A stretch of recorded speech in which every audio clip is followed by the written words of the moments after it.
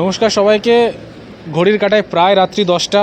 রাত্রের খাবার খাওয়ার জন্য আমরা চলে এসেছি এখন মুর্শিদাবাদের NH-এর ধারে একটি ধাবাতে, কালু হোটেল।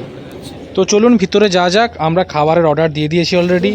রুটি, তড়কা আর চিকেন কষা তৈরি হচ্ছে আমাদের জন্যে।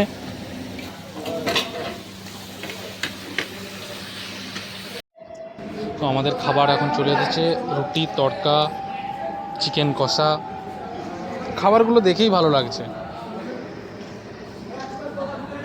আর বেশি কিছু বলবো না, চলুন খাওয়া শুরু করি।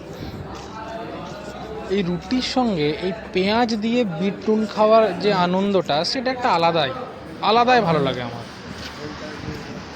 চিকেন কারিটাও খুব একটা খারাপ করেনি, টেস্টটাও ভালো।